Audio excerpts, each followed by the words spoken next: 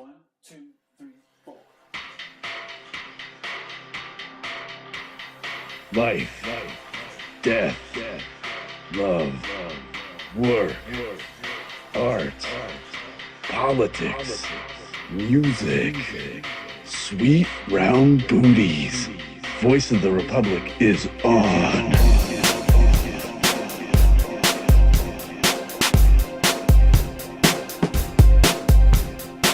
And here are your hosts, Ed Shimyankovich and Mike Wagner.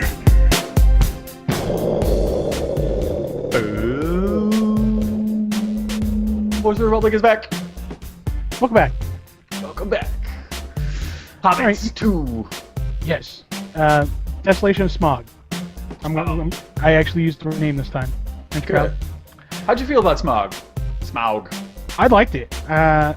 He's going to be CGI. He's going to be a big old thing.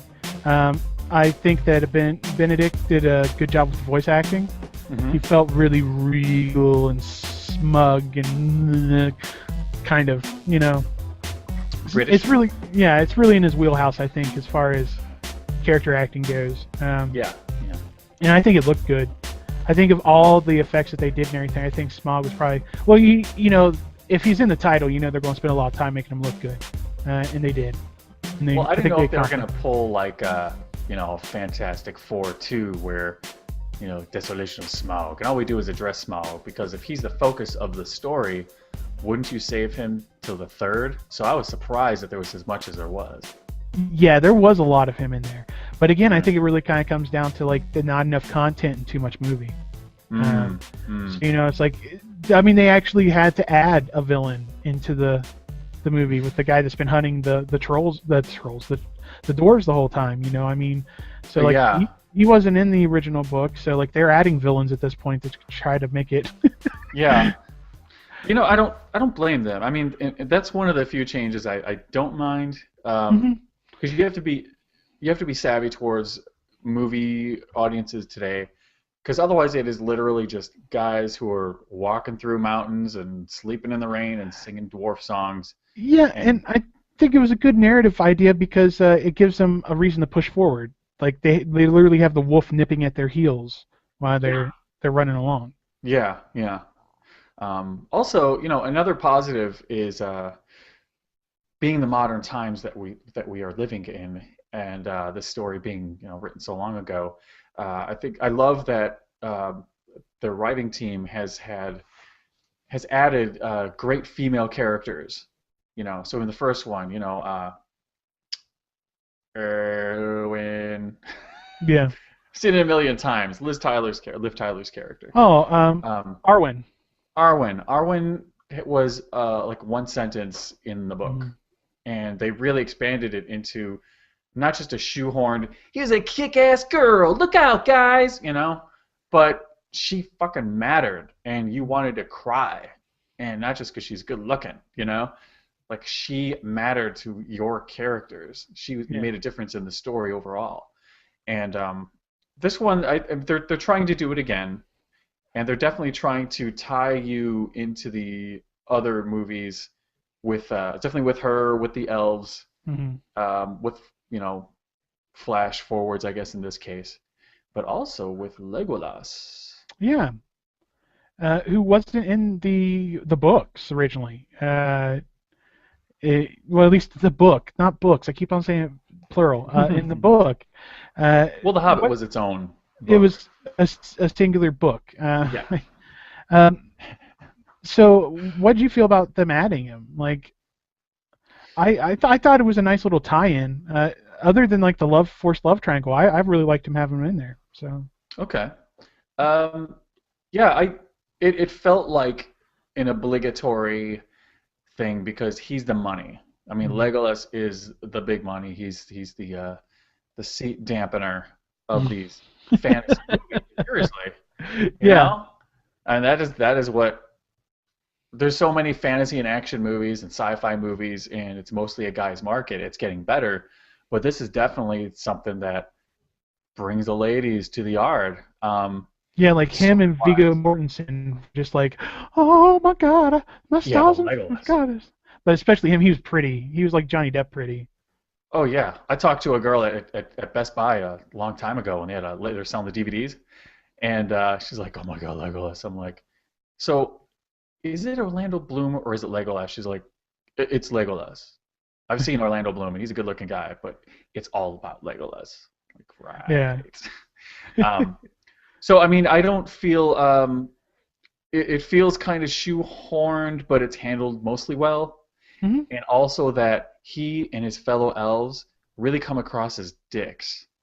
And that's awesome, because in the other movie, it's always been these benevolent helpers who are reticent to get involved, but always come through.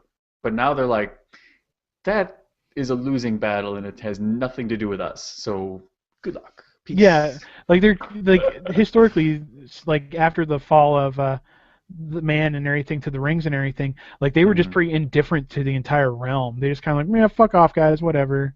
Yeah. It's Yeah. like, Yeah, and it's cool. It's a really great angle. And I'm glad that they're really pushing the dislike between elves and dwarves, because there's always just kind of a prejudice that existed in this world. They're probably going to use the romance angle to push it more, which I don't think is necessary. I think just having this prejudice exist. Do you really need to explain a prejudice against another race of people? I don't think we yeah, do. I think that's So, a pretty human trait that everyone is familiar with. So yeah, yeah, yeah. But yeah, a lot of another thing that's cool is a lot of magic users, a lot of magic, just magic. well, and I'll be honest, like that was kind of a turnoff for me. Like I like that they included more wizards and stuff, but in Tolkien, like magic always came across as being like super subtle. Uh, so when you have like this big thing where like Gandalf is standing up with his rod, and he's like fighting this big fireball and everything, it felt kind of jarring for me. Like, I mean, it Mm, looked cool, and I'm glad to see like Gandalf and Radagast and those mhm, guys like playing a bigger role, but like the actual visualization of magic just seems just kind of strange in that universe. mhm, And mhm. especially when in the first three movies we have Gandalf, like I said, his magic is super subtle. Like telekinesis is probably about like the craziest thing that you see come from a wizard in that movie. Right. So Well, oh, excuse me. I don't know. I'm not It's saying like it's a deal breaker, because I want to say overall, like even though I'm kind of like poo-pooing on the movie a bit, I mhm, enjoyed it. It's as good as or better than a lot of stuff out there, but I don't know. mhm. Sorry, I just thought I should mention that since I've been kind of negative through this whole entire thing. Like I didn't hate it. So Okay, okay. I mean, is that like overall, did you enjoy it, even though it felt dragged out? um I enjoyed the first one more, I'd say. Like Hmm. I'm excited to see the third one to see if like it all pays off, because I feel like the middle of this one just kind of drug a little. Mm-hmm. So I'm hoping that maybe once we see like the last act, that it'll kind of tie it all together and it'll all be like a huge payoff, and there's going to be a lot of good story and a lot of merrymaking and stuff like that. Yeah. Well, I guess we'll find out next year. Yeah. Hmm. Yeah. Well, the big question, real quick before we wrap up, 48 frames per second. What have you enjoyed that experience, or what'd you feel? No, I didn't. Uh, because I'll be honest, even when I see like 120 hertz televisions, like when they're on display at stores and stuff, Yeah. that high of a refresh rate just kind of like it looks like a soap opera to me, and Mm-hmm. I think it kind of hurt even this movie because, well, there's like you shared a picture of the alien from Alien the other day, Yeah. and when you just see this guy in this costume standing there next to people, it's, at least to me, it's not scary. It's like Mm-hmm. there's a there's a bit of like working with your limitations within filmmaking that I think really becomes the art. So when you got like someone like a Ridley Scott or someone like that, and they have this kind of goofy-looking monster outfit, if they light it well, if they use camera tricks and stuff like that, it looks really good, and it actually makes this really unique thing. Mm-hmm. Whereas when you get super high definition and like everything's super sharp, like everything has to be perfect, and that's really, really well, I mean, by definition, it's impossible to do, really. It's like you're never going to have it perfect, so like those imperfections really blast out at you, I think. So I think the jumping up to the 48 frames per second, I'm not a fan of it. Yeah, I mean, I saw the first one at 48 frames per second, and aside from just the movie itself feeling dragged out to me, um, it was hard to. It was just hard. It was hard to watch. Everything that. Oh my God! I mean, there's so much detail and attention to lighting and authenticity, and none of that mattered because all of it just seemed like the biggest budget BBC production that had ever been put on. Yeah. I mean, you could see like you couldn't see the like there's a hatching that goes with the mesh that holds on fake eyebrows. You couldn't see quite that, but the fact that I could still see every hair, Yeah. every movement, every little glint of skin, and the same thing with these TVs. I saw Monsters Inc. or one of these animated movies, CG with all this hair, and seeing all that hair moving without a blur, without your eyes to just kind of put it together into one shape. It's distracting. It looks cheap. It looks crappy. Yeah. So my friend, he's like, so 3D IMAX sounds good. I'm like, yeah, that's fine, because he's more into that crap than I am. He's like, so what about 48 frames per second? Does that matter to you? I'm like, actually, can we not see that? He's like, oh, good. I'm glad, because I can't stand it. I'm like, oh, thank God we're on the same page. Yeah, I think of like all the things, like that's probably going to be my line in the sand is, it's like I can like, oh, sure, whatever, 3D, IMAX, whatever, but I'm kind of like, I don't want to say I'm a purist, but like I know what I like. And it's kind of like when, as an artist, I think you'll appreciate this. Mm-hmm. Like, when you go through and you draw someone, and especially going back to like the hair thing, like you don't draw out every single hair on a person's head. Right. When you're drawing it, you draw the basic shape, you give some detail to it, you use some shadowing, some shading, some color, and that gives the idea. It's like, and you just move on. It's like your brain processes, that's hair. You don't need to see every single hair. And I was even reading a story, I think it was from a Movie Line or something like that, where they were talking about the science behind it, and they said that humans can process around 66 frames per second, I think is what they're saying. Like their eyes can, but their brains technically only remember 40 frames of it. All right. So like you're actually getting bombarded with more information than your brain can actually know what to do with. Yeah. And I think that's also part of it is like there's just too much going on. Right. And there's just like a point where you hit like, where there's no return on it. It's like you've hit a point where it's just, you're done. You don't need to go any further than that. Yeah, and I mean, the principle is called Gestalt, where you just your brain puts it together. Mm-hmm. And another part of that, another side of that psychology, isn't just the scientific processing, but it's also how we relate emotionally to these things. So, for example, you can look at a light switch and see a face. Yeah. And is it you look at the back end of a car? Does it look like a happy face? Does it look like an aggressive face? There's a reason it looks like a face. A family car will look like a happy car, and that's not an accident. And the same thing here. And comic books. Oh my God, this happens all the time in comics. One reason I stopped reading Y the Last Man is because they were trying to render the emotions of these characters. So when this guy's angry, he's angry, but it wasn't done in a way that was really exaggerated, or it was subtle, and the anger came out in the body language or the positioning.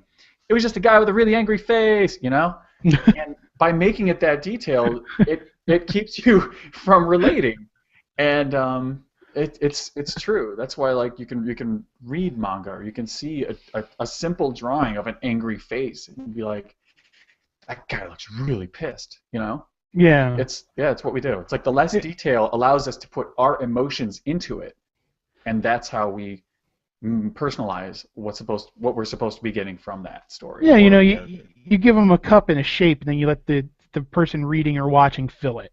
Bingo. So, all right. Well, I think that's about it for this. We hit all the major points. It's a good Hobbit show. Good Hobbit. Just quick thumbs up, thumbs down for the Hobbit too. I'll give it a thumbs up. Well, I'll give it a thumbs up too. Like reluctant, but thumbs up. Because I didn't think it was bad. All right. Yeah. I think I'm just getting kind of like burnt out on like the fantasy superhero sort of stuff. Like, Okay. it's all getting kind of samey. But Yeah. Well. Cool. Well, yeah. This ends the episode of The Hobbit. However, it is just the beginning of VOR for 2014. So yes, definitely subscribe on either iTunes or on YouTube, depending on if you're audio or visual. Be sure to like this video if you're on Facebook.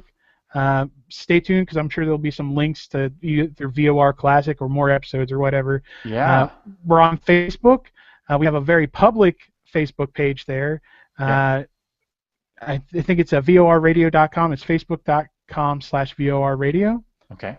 I think I'm pulling it up. Oh, I'm so bad. I'm taking. But www.vorradio.com will have links on the right-hand side columns to everything that we do. So all the video, the Facebook, iTunes, Google+, YouTube. And now that we have VOR Classic, we encourage you to subscribe and just go explore, because there's...